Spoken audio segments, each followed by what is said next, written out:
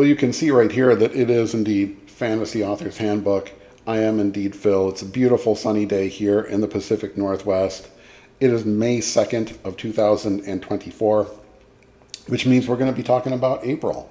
I know are we looking at the past? I guess we are. We're kind of looking at the past every month.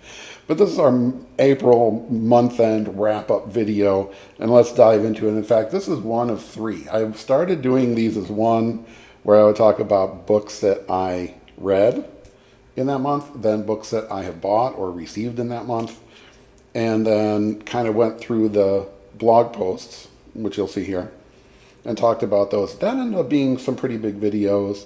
I've also sort of set a I've definitely set a playlist for book hauls, so the books bought in each month really belong in there. So I'm going to do these as separate videos, if that's okay with y'all. Make each one a little bit shorter.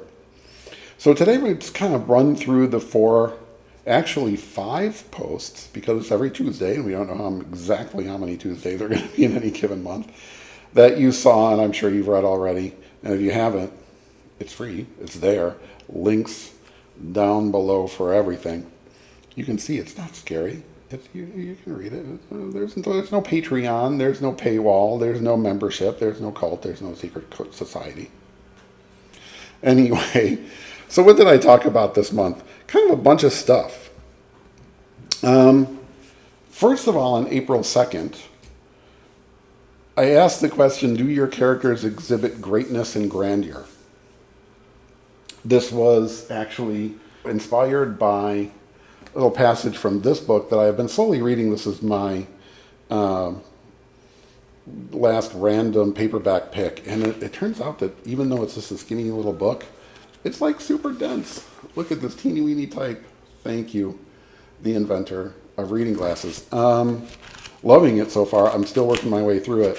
But there was a passage in there where the two characters are talking to each other, and basically they are sort of bemoaning their, late 1950s, middle-class American, suburban drudgery. And they're both readers, which, John D. MacDonald himself, obviously a writer. And they sort of used writing, right, or fiction as a sort of metaphor for what they were feeling as these sort of just blah lives, right? And that's really started me thinking here is an incredibly successful author of his day. His books can be really hard to find now because of some kind of, hey, authors, have a will, probably, you should probably have one, that really figures out who's in charge of the copyrights and things like that survive you. But enormously successful author. My parents were huge fans of his all through my childhood. And so, it's hard, you might not even know about him anymore, but in the day he was huge. And he's sort of thinking about that. And so I'm starting to think about that in terms of writing as well. And really had to ask that question of my fellow authors. Do your characters exhibit greatness and grandeur? Right? Are they, in the book, they were called mealy little creatures. But something has to then happen to those ordinary people. And, I think we talk about this a lot, especially in terms of fantasy, where does every character have to be the boy of prophecy, the, long-lost king of the god of the world of the thing, right? Or can it just be simple, humble little hobbit guy, gets accidentally caught up in this gigantic epic fantasy? And I think that's kind of what MacDonald was talking about, right?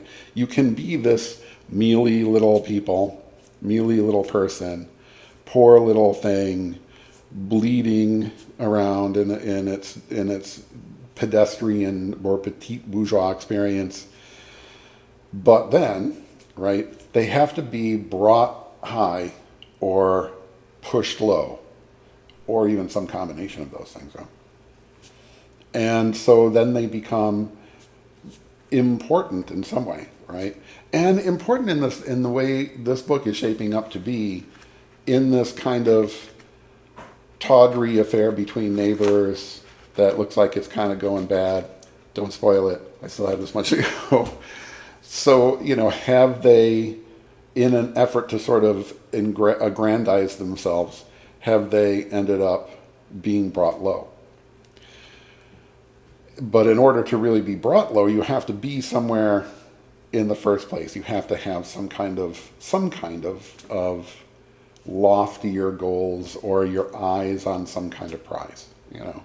And again, that does not have to be, I'm going to be the ruler of the world, or I'm going to save the universe from the, you know, black hole creatures or whatever. It can be grand and lofty within a context, you know, within the context of a romance novel where nobody's the king of anything, right?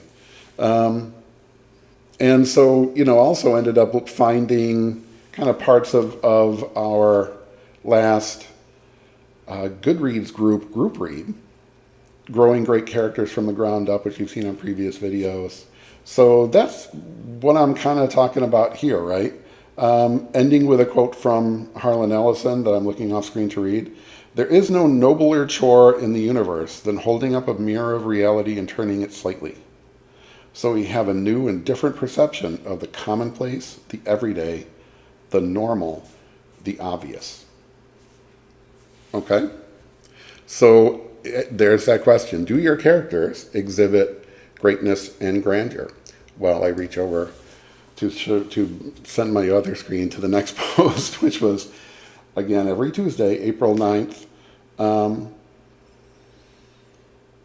where I asked another question. I don't always ask questions as titles. Now, is that a trend of mine? I don't know. There, I just asked that question. And the question was, aren't we Wonderbringers? And this, I just happened upon this YouTube video from Big Think, which is sort of a site that I've seen a lot of, and they've got some interesting content over there for sure. And it was sort of a, you know, a thing about toxic happiness and, you know, what are we trying to, you know, atomic habit ourselves into bliss in some way.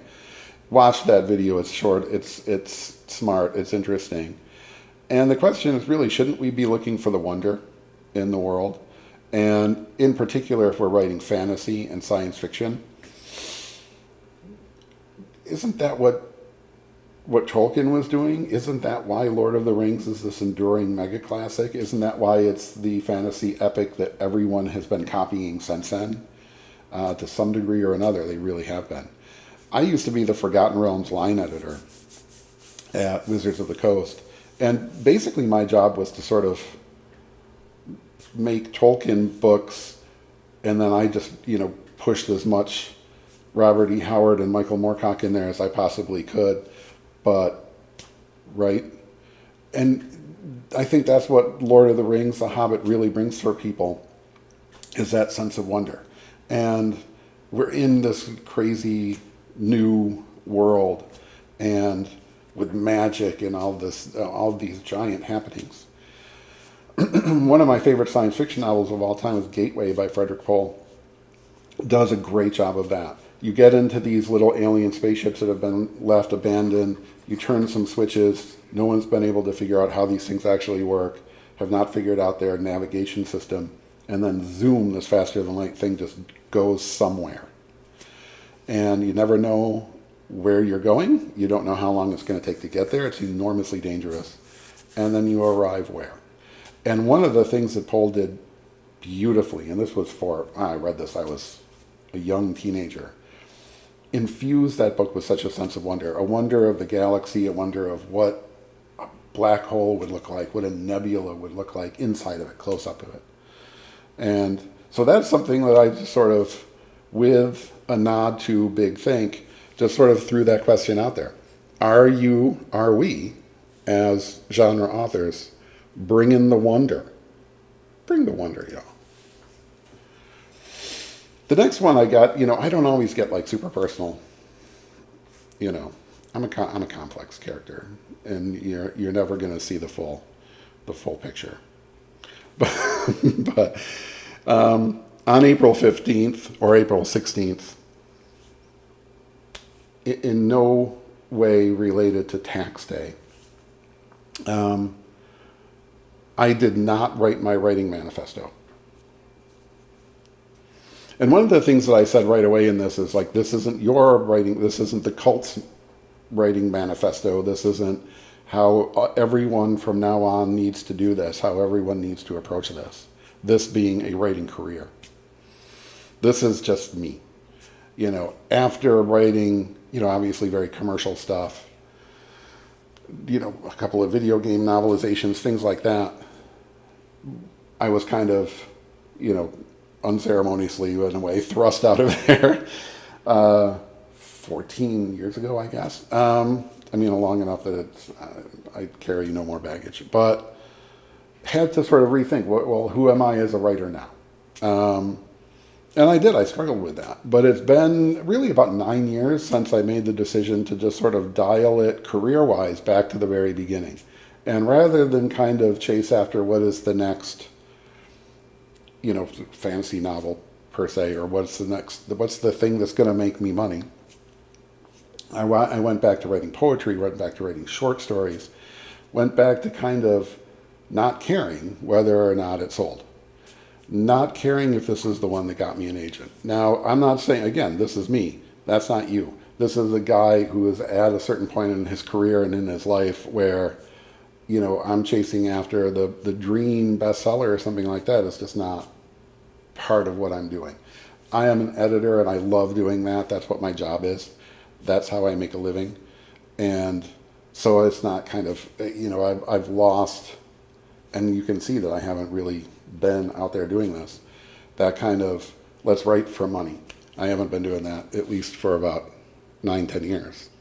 So if you would like to, you can go and just read about me digging into that, right? And saying, referring back to previous posts where I said, hey, should we all be more like Robert Silverberg?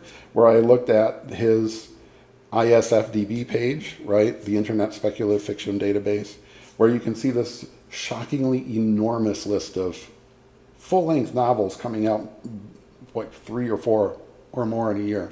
Just one after another after another. Short stories that just keep going and scrolling and scrolling and scrolling. And then as you see his career progress, and then the book publishing business changing in pretty big ways, actually, just sort of in terms of we're blasting cheap paperbacks out into the world, the number of novels per year started to tighten up.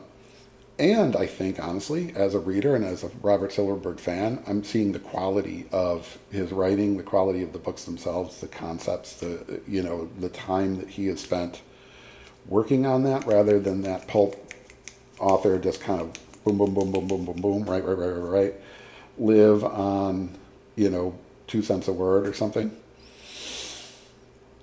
And then I wrote another post, maybe we should all be like Harlon Ellison, who was an author who really was absolutely famous for just not playing ball with anybody. He's just not coming to your party, you're coming to his party, period. He wrote exactly what he wanted to write, exactly how he wanted to write it, and woe be to anyone who tried to get in the middle of that.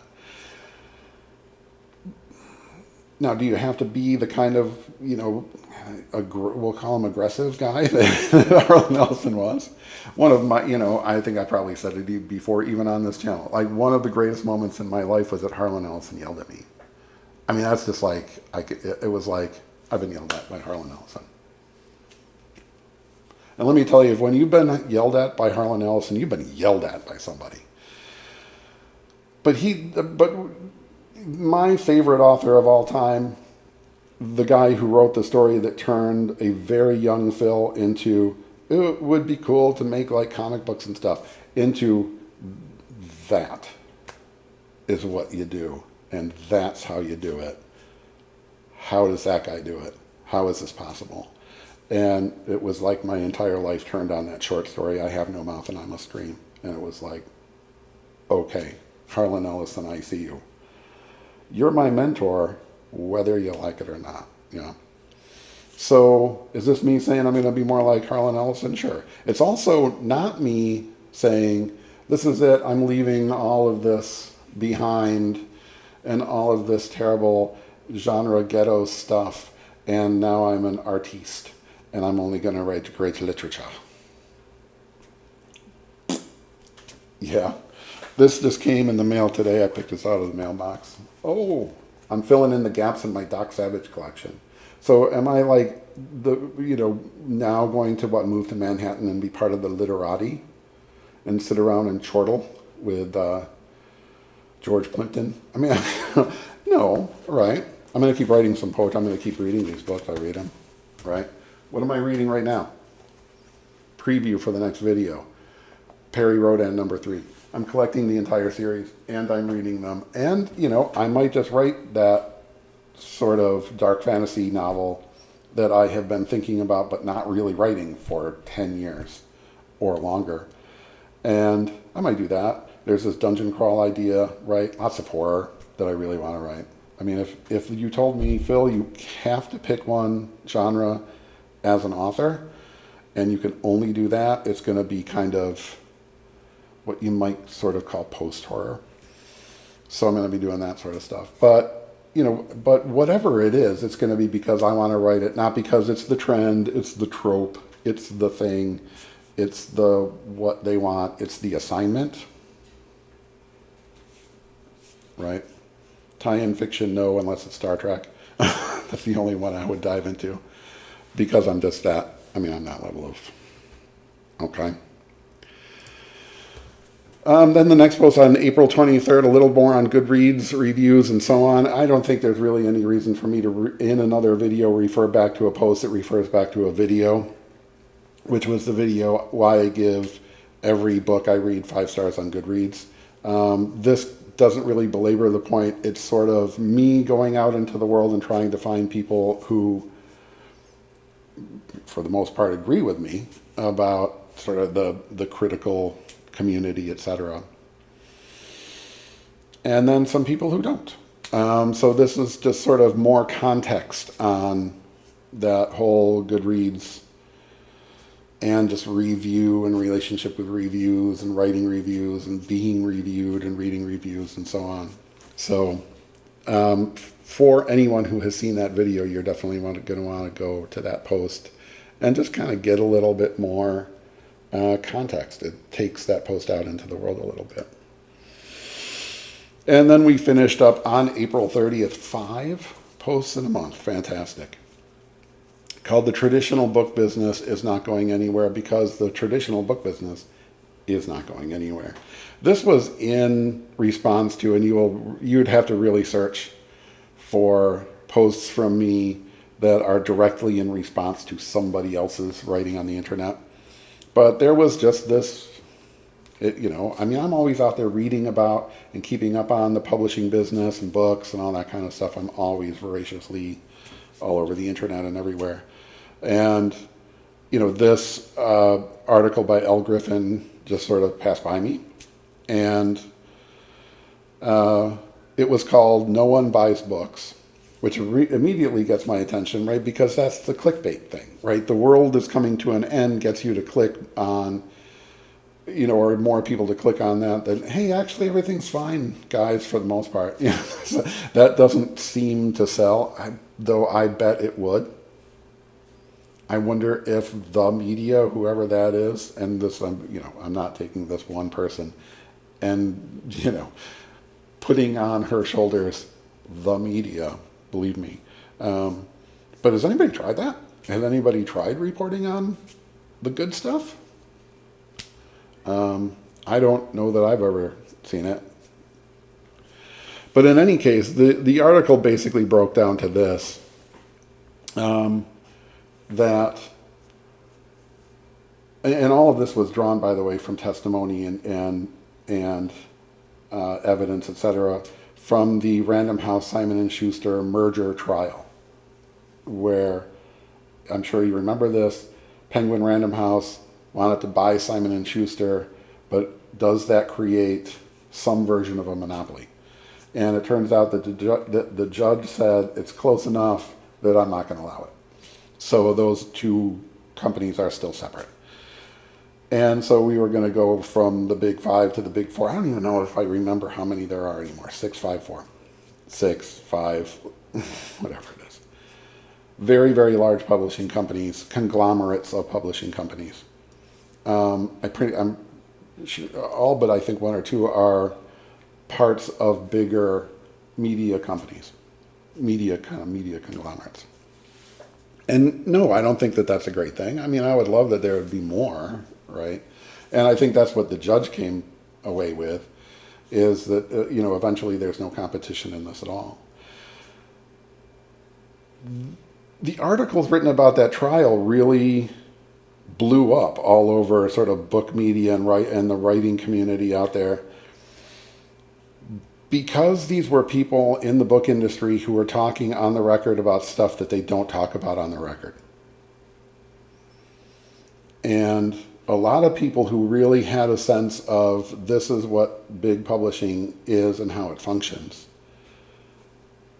were shocked that they were wrong about that, and then started doing the thinking, well, like, how is this possible then?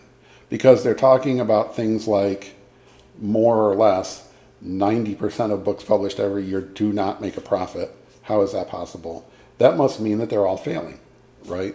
Because surely that can't be something that's been sustained for the last, say, 90 years or so. But it has. And so this is the kind of stuff that just kind of drives me nuts, kind of. It doesn't kind of drive me nuts. It drives me nuts.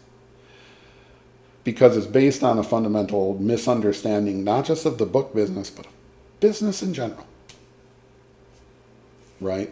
And so the proof that the publishing industry is collapsing is most of the books aren't profitable. Hey, guess what? Most of the albums released by the music industry are not profitable every year. Most of the video games released every year are not profitable. Most of the movies are not profitable. Most of the TV shows on streaming services are not profitable. Most of the cereals are not profitable. Most of the different kinds of salad dressing are not profitable. Most of the shoes put out by a shoe company do not make a profit. Everybody likes those shoes over there, but not these other shoes over here. Okay, well, we're just going to send all those shoes that people don't like to Marshall's, and then we're going to kind of make some more that are more like these shoes until everybody gets sick of those, and then they stop being profitable. But now we have this other 1 out of 10 that everybody seems to like, and it keeps going like that. Fashion, right? I don't really, as you can tell, I just sort of buy nerd t-shirts from TeePublic, not a sponsor, but they should be. What's up, TeePublic? But you're following me on this, right? Is it actually a surprise that most books don't really sell a lot? Because they don't really sell a lot. But I think what a lot of people were most really surprised by in this whole thing was how low profit a business publishing actually is. And I have to admit that once I was kind of inside there and I started to see numbers, I started thinking the same way. Right? At Wizards of the Coast, we were doing measurably better than average. Measurably better than average. And we were, pardon me, the redheaded stepchild of the country. I had struggled even saying that out loud. Because you don't want to know exactly how little money it costs to make a booster pack of Magic cards. Okay? There are things that really are profitable, and then there are things that are just never going to be profitable. Books are never going to be profitable. And so, again, this article was, oh my God, I can't believe, do you believe that how the state of this, the current state of the publishing industry is that only a few big titles pay for all the rest? That's been true for 90 years at least. It's been true the whole time. Just like it's true for music, just like it's true for movies, just like it's true for canned vegetables. I mean, right? This is not weird. There were also things quoted in that article that were just not accurate. There was another follow-up by someone who wrote for Publisher's Lunch. That might the link is in the post. That might be behind their paywall, but some context was provided there, which was good. But basically, none of this is shocking, right? And this, I can only call it a fantasy. And remember, I am pro-indie publisher. I am pro-indie author. I am pro-indie book. I work with indie authors all day, every day. I am one. I can't reach it. Yes, I can. Published it myself, and a couple of other things, yeah? And you should go buy this. Available on Amazon in paperback and Kindle. But it's not on Kindle Unlimited, which is where we get to the next thing, right? Will a Netflix of books destroy the publishing industry? In this article is, of course it will. And that's why the big publishers refuse to get on Kindle Unlimited. Nope. How would a Netflix of books kill the book publishing industry when a Netflix of movies didn't kill the movie industry? A Netflix of books destroys Random House, but Netflix itself in reality didn't destroy Paramount, didn't destroy DreamWorks. Do you see where I'm going with this? There just is really no scenario in which the entire publishing business as it exists now, and that as it has existed since at least the Great Depression, when a lot of the business was changed, when, to keep independent bookstores from just completely going under, they instituted all the returnability and all that kind of stuff, which does make it a shockingly low profit business, an unbelievably wasteful business, indeed, right? But readers voted for paper books. I'm not the only one. In fact, I was really surprised. I sat in meetings at Wizards of the Coast where I predicted that ebooks would be 90% of the book publishing business and effectively 100% of the genre, sort of mainstream genre publishing business. By 2014, I was completely wrong. And I was not the only one who was saying that. I was basing that on all the data that I was hearing. And also the reality that, wow, I mean, here the Kindle, right, has allowed us to publish books with none of the cost. Because remember, it's the publisher who carries all of the costs. Let me say that again. The publisher carries all of the costs and then sends those books out in physical form to bookstores who take the biggest chunk out of the cover price. And when they feel like, oh, I don't think this isn't really selling, they rip the cover off, send just the cover back, and then pulp the whole thing, which is then just wasted, right? So it is a pretty inefficient system. It's a pretty wasteful system, but it's the system. And the indie book thing is what it is, and I love it, and I love that it's here. And again, I participate in it all day, every day. And this is maybe the message to take from all of this, from this post that I hope you'll read. There's more detail, there's numbers in here that I think start to frame this conversation way better. Why do we feel like we have to pick one? Right? You don't. There can be Random House and me, right? There can be Simon & Schuster and any other indie author you can think of, including you if you're publishing yourself and watching this video, and more power to you. It's not a choice of, and I think that's a good thing, because it did used to be, okay, I wrote this book, now I have to try to find an agent. And maybe you can't. And then if you do, that agent then still has to sell that book. Maybe they can't. And then what? Complete failure. Now there's the other option, And in fact, you can start there and move to big publishing or traditional publishing. Andy Weir did that. Colleen Hoover did that. They sold a couple of books. So don't think of it as indies versus the traditional publishing business, because the traditional publishing business will destroy you no matter what. Another shocking revelation. Did you realize that publishers pay for placement on Amazon? Like,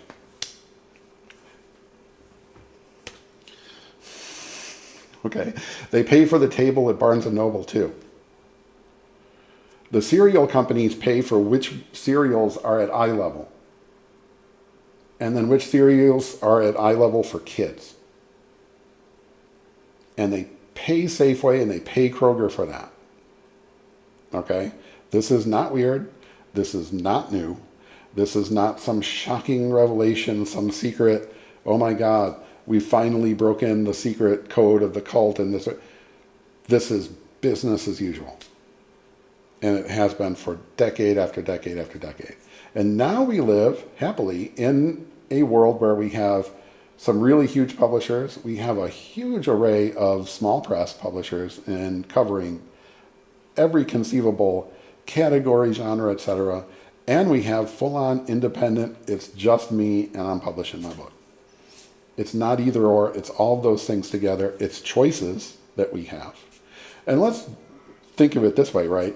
If the entire publishing industry goes to independence only, right? There are no publishers at all. Everybody's just publishing their own book. Isn't that wonderfully democratic? Is it? Or are we all working for Amazon? Okay? Some food for thought, y'all. And that was Fantasy Author's Handbook for April of 2024, and I'm exhausted. Look for videos in the next few days, book haul stuff, maybe a little cheerier. I think this was cheery. I think that was positive, right? It's positive that the publishing industry isn't dying. It's positive that you can also, if you want to, publish yourself. The tools are out there to do it on your own or to do it with a pretty big corporation. Yeah. And again, if these were lumbering giants teetering on the brink of disaster, would one of them want to pay $2.2 billion to buy another one? Or is there actually money to be made there? I don't know. Anyway, that's Fantasy Author's Handbook for April of 2024. See y'all.